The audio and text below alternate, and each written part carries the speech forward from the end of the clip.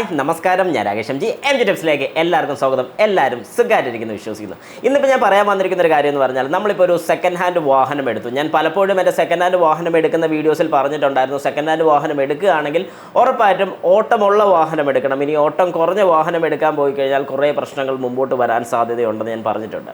In case നിങ്ങളിപ്പോൾ ഒരു second hand വാഹനം എടുത്ത്, തീരെ ഓട്ടം കുറവുള്ളൊരു വാഹനം എടുത്ത്, ഏതായാലും വാഹനം കണ്ടു ഇഷ്ടപ്പെട്ടു എടുത്തു, അങ്ങനെയാണെന്നുണ്ടെങ്കിൽ അങ്ങനെ ഒരു സെക്കൻഡ് ഹാൻഡ് വാഹനം എടുത്തിട്ടുണ്ടെങ്കിൽ എന്തൊക്കെ കാര്യങ്ങളാണ് ഉറപ്പായിട്ട് നിങ്ങൾ ചെക്ക് ചെയ്ത് മനസ്സിലാക്കി ചെയ്യേണ്ട കാര്യങ്ങളാണ് ഇന്നത്തെ വീഡിയോയിൽ നമ്മൾ പറയാൻ വേണ്ടി പോകുന്നത്. അപ്പോൾ നിങ്ങളൊരു സെക്കൻഡ് ഹാൻഡ് വാഹനം എടുത്തിട്ടുണ്ടോ, അല്ലെങ്കിൽ എടുത്ത ആൾക്കാർ ആരെങ്കിലും പരിചയമുണ്ടെങ്കിൽ ഈ വീഡിയോ കൂടെ ജസ്റ്റ് അവർക്കൊന്ന് അയച്ചു കൊടുത്തേക്ക്. അപ്പോൾ ഇന്ന കാര്യങ്ങൾ ചെയ്യണമെന്ന് അവരോട് ഉറപ്പായിട്ടും പറയണം. ഏതായാലും നമുക്കൊന്ന് സ്റ്റാർട്ട് ചെയ്യാം. ആദ്യത്തെ കാര്യം തന്നെ, നമ്മുടെ വാഹനം, അതായത് സെക്കൻഡ് ഹാൻഡ് വാഹനം മേടിച്ചതിന് ശേഷം അതിപ്പോൾ ഒരു പെട്രോൾ ആയിക്കോട്ടെ, പെട്രോൾ വാഹനമാണെന്നുണ്ടെങ്കിൽ എഞ്ചിൻ ഓയിൽ, അതിപ്പോൾ പെട്രോൾ ആണെങ്കിലും ഡീസൽ ആണെങ്കിലും രണ്ട് വാഹനങ്ങളിലെ എഞ്ചിൻ ഓയിൽ മാറിയിരിക്കണം. നിങ്ങൾ എടുക്കുന്ന സമയത്ത് ചിലപ്പം ആ മേടിക്കാൻ അല്ലെങ്കിൽ ആ വിൽക്കാനിരിക്കുന്നയാൾ ചിലപ്പോൾ പറയുമായിരിക്കും ഇതിൻ്റെ ഓയിൽ അടുത്ത് മാറിയതേ ഉള്ളൂ. ഒരു കാരണവശാലും നിങ്ങളത് കാര്യമാക്കേണ്ട. ഉറപ്പായിട്ടും പുതിയൊരു വാഹനം, അല്ലെങ്കിൽ നിങ്ങൾ എടുക്കുന്നൊരു വാഹനം എപ്പോഴും നിങ്ങൾക്കൊരു പുതിയ വാഹനം തന്നെയായിരിക്കും. ആ വാഹനം എടുക്കുന്ന സമയത്ത് ഉറപ്പായിട്ടും അതിന് എഞ്ചിൻ ഓയിൽ റീപ്ലേസ് ചെയ്തിരിക്കണം. എഞ്ചിൻ ഓയിൽ മാറിക്കഴിഞ്ഞാൽ പിന്നെ കൂളൻ്റ്, അതായത് എഞ്ചിൻ്റെ കൂളൻ്റ് നമ്മൾ ഉറപ്പായിട്ടും റീപ്ലേസ് ചെയ്തിരിക്കണം. പിന്നെ വരുന്നൊരു കാര്യം, എഞ്ചിൻ കൂളൻ്റ് എന്ന് പറഞ്ഞാൽ എഞ്ചിൻ തണുപ്പിക്കാൻ വേണ്ടി യൂസ് ചെയ്യുന്നത്. അതിപ്പോൾ പെട്രോൾ ആണല്ലോ ഡീസൽ ആണല്ലോ, ഉറപ്പായിട്ടും അത് മാറിയിരിക്കണം. പിന്നെ നമ്മൾ മാറേണ്ട കാര്യം എന്ന് പറഞ്ഞു കഴിഞ്ഞാൽ നമ്മുടെ എയർ ഫിൽറ്റർ, അതായത് എഞ്ചിൻ്റെ എയർ ഫിൽറ്റർ, അതിപ്പം പുതിയതായിരിക്കട്ടെ പഴയതായിക്കോട്ടെ, പെട്രോൾ വാഹനമാണെങ്കിലും ഡീസൽ വാഹനമാണെങ്കിലും എയർ ഫിൽറ്റർ ഉറപ്പായിട്ടും മാറിയിരിക്കണം.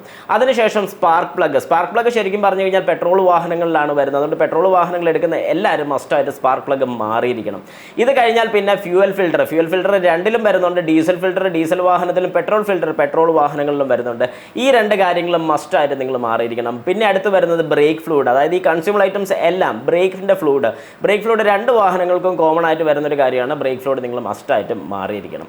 ഇത്രയും കാര്യങ്ങൾ മാറിക്കഴിഞ്ഞാൽ പണി തീർന്നെന്ന് വിചാരിക്കരുത്. അടുത്ത് വരുന്നൊരു കാര്യമാണ് വാട്ടർ പമ്പ് ബെൽറ്റ്, അല്ലെങ്കിൽ ഓൾട്ടർനേറ്റർ ബെൽറ്റ്, AC ബെൽറ്റ്. ഈ രണ്ട് ബെൽറ്റുകളും ഈ രണ്ട് വാഹനങ്ങൾക്ക്, പെട്രോൾ ആയിക്കോട്ടെ ഡീസൽ ആയിക്കോട്ടെ, രണ്ട് വാഹനങ്ങളുടെയും ഓട്ടം കുറവാണെങ്കിൽ പ്രത്യക്ഷത്തിൽ നമ്മൾ കാണുമ്പോൾ വലിയ കുഴപ്പമായിട്ട് നമുക്ക് ഫീൽ ചെയ്യത്തില്ല. പക്ഷേ കുറച്ച് കഴിയുമ്പോഴത്തേക്ക്, അല്ലെങ്കിൽ നമ്മളെടുത്ത് വാഹനം ഓടിക്കാൻ തുടങ്ങിയതിന് ശേഷം പതുക്കെ ഈ ബെൽറ്റ് പൊട്ടാനൊക്കെ ഉള്ള ചാൻസ് കൂടുതലാണ്, ക്രാക്ക് വരാനുള്ള ചാൻസ് കൂടുതലാണ്. ഇങ്ങനെ പ്രശ്നങ്ങൾ വരുന്നുള്ളതുകൊണ്ട് ഉറപ്പായിട്ടും നിങ്ങൾ ബെൽറ്റ് മാറി വിട്ടിരിക്കണം. ഈ രണ്ട് ബെൽറ്റ് മാറി വിട്ടിരിക്കണം, അതിലൊരു കോംപ്രമൈസ് വെച്ചേക്കരുത്.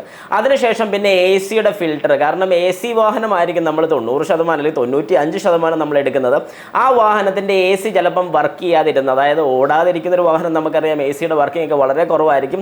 പക്ഷേ അതിൻ്റെ ഫിൽറ്റേഴ്സോ കാര്യങ്ങളൊന്നും ബ്ലോക്കായി നമുക്ക് കണ്ടാൽ തോന്നത്തില്ലായിരിക്കും. പക്ഷേ ഉറപ്പായിട്ട് അത് മാറി വിട്ടോണം. കാരണം നമ്മൾ എടുത്തതിന് ശേഷം യൂസ് ചെയ്യുമ്പോൾ ഈ പറയുന്ന ഫിൽറ്റേഴ്സിനൊക്കെ ചെറിയ അടവുണ്ടായിരിക്കും, നമ്മൾ ശ്രദ്ധിക്കാതെ പോകുന്നൊരു കാര്യമാണ്. അപ്പോൾ അങ്ങനെ വരുന്ന സമയത്ത് ഉറപ്പായിട്ടും AC ഫിൽറ്റർ മാറി വിട്ടോണം. AC ഗ്യാസ് ചെക്ക് ചെയ്തിട്ട് AC ഗ്യാസിന് കുറവോ കാര്യങ്ങളോ എന്തെങ്കിലും ഉണ്ടോ എന്നുള്ളത് ഉറപ്പായിട്ടും നിങ്ങൾ ചെക്ക് ചെയ്യണം. ഇതിനുശേഷം വാഹനത്തിൻ്റെ ടയറിൻ്റെ കണ്ടീഷൻ എങ്ങനെയുണ്ടെന്ന് നോക്കണം. ടയറിൻ്റെ വർഷം എങ്ങനെയാണ് നോക്കേണ്ടതെന്നുള്ളതിനെ കുറിച്ചൊരു വീഡിയോ ഞാൻ ചെയ്തിട്ടുണ്ടായിരുന്നു. ഞാൻ ആ വീഡിയോ ജസ്റ്റ് ഈ വീഡിയോയുടെ ലാസ്റ്റ് പിൻ ചെയ്ത് കൂടി ഇട്ടേക്കാൻ, ജസ്റ്റ് ഒന്ന് കണ്ടു നോക്കുക. അങ്ങനെ ടയറിൻ്റെ വർഷം നോക്കിയിട്ട്, ടയറിൻ്റെ വർഷം ഒരു 5 വർഷമെങ്കിലും ആകാറായിട്ടുണ്ട്, അല്ലെങ്കിൽ 5 വർഷം ആയിട്ടുണ്ടെങ്കിൽ ഉറപ്പായിട്ടും ടയറിന് ത്രെഡ് ഉണ്ടോ കട്ടയുണ്ടോ ഒന്നും നോക്കിയിട്ട് കാര്യമില്ല, ഉറപ്പായിട്ടും ടയർ മാറി വിട്ടോണം. അല്ലാത്ത പക്ഷം നിങ്ങൾ വാഹനം ഓടിക്കുന്ന സമയത്ത് ബ്രേക്കിങ്ങിൻ്റെ കുറവ് ഫീൽ ചെയ്യും, വാഹനം സ്കിഡാനുള്ള ചാൻസസ് ഉണ്ട്, ടയർ കീറിപ്പോകാൻ വേണ്ട, അതായത് ഇതിൻ്റെ പുറത്തൂടെ ഉള്ള ആ ഒരു ലെയർ അല്ലെങ്കിൽ ആ ഒരു കട്ട ചിലപ്പം കീറിപ്പോകാനുള്ള ചാൻസസ് വളരെ കൂടുതലാണ്. അതുകൊണ്ട് 5 ടയർ എന്ന് പറയുമ്പോൾ 4 മസ്റ്റായിട്ട് മാറണം. ഒരെണ്ണം നമ്മുടെ സ്പെയർ വീൽ, അതിൽ ഏറ്റവും നല്ല ടയർ നോക്കി സ്പെയർ വീൽ ഇടുക. ഇത്രയും കാര്യങ്ങൾ നിങ്ങൾ മസ്റ്റായിട്ടും ചെയ്തിരിക്കണം. ഇതിന് ശേഷം നിങ്ങൾക്ക് ചെയ്യാൻ പറ്റുന്നൊരു കാര്യം എന്ന് പറഞ്ഞാൽ വാഹനത്തിൻ്റെ ബാറ്ററി കണ്ടീഷൻ ഉറപ്പായിട്ടും നോക്കണം. അതായത് ബാറ്ററിയുടെ കണ്ടീഷൻ എങ്ങനെയുണ്ടെന്ന് നോക്കുക.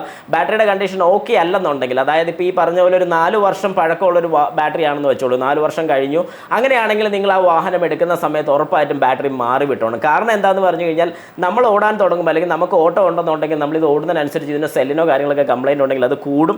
അങ്ങനെ കൂടിക്കഴിഞ്ഞാൽ നമ്മൾ വാഹനമായിട്ട് വഴി കിടന്നു പോകാനുള്ള ചാൻസസ് വളരെ കൂടുതലാണ്. അതുകൊണ്ട് ഉറപ്പായിട്ടും ഇത്രയും കാര്യങ്ങൾ നിങ്ങൾ മസ്റ്റായിട്ടും ചെക്ക് ചെയ്തിരിക്കണം. ഇങ്ങനെയൊക്കെയുള്ള കാര്യങ്ങൾ, അതായത് ചെറിയ കാര്യങ്ങളായിരിക്കും, പക്ഷേ ഇതെല്ലാം ചെക്ക് ചെയ്ത് കഴിഞ്ഞാൽ നമ്മുടെ വാഹനത്തിന് വേറെ പ്രശ്നങ്ങളൊന്നും വരത്തില്ല. വാഹനത്തിൻ്റെ ജാക്ക് ഒന്ന് നോക്കണം, അതായത് ജാക്കി എവിടെ ഇരിക്കുന്നത്, ജാക്കിയുടെ കണ്ടീഷൻ ഓക്കെ ആണോ, വർക്കിംഗ് ആണോ, ഇതെല്ലാം കൺഫേം ആക്കണം. കാരണം ഓട്ടം കുറവുള്ള വാഹനം എന്ന് പറയുമ്പോൾ ഇതൊന്നും ഒരു കാരണവശാൽ എടുത്ത് പോലും കാണത്തില്ല. അതുകൊണ്ട് ഇടയ്ക്കെങ്കിലും ഇത് എടുത്തൊന്ന് വർക്ക് ചെയ്യുന്നുണ്ടോ എന്നുള്ളത് ഉറപ്പായിട്ടും നിങ്ങൾ ചെക്ക് ചെയ്ത് നോക്കിയിരിക്കണം. ഇത്രയും കാര്യങ്ങൾ അത്യാവശ്യമായിട്ട് ചെക്ക് ചെയ്ത് കഴിഞ്ഞാൽ നിങ്ങളുടെ വാഹനത്തിന് വേറെ കുഴപ്പങ്ങളോ കാര്യങ്ങളോ ഒന്നും ഇല്ലാതെ സുഖമായിട്ട് വാഹനം ഓടിച്ച് കൊണ്ട് നടക്കാൻ സാധിക്കും.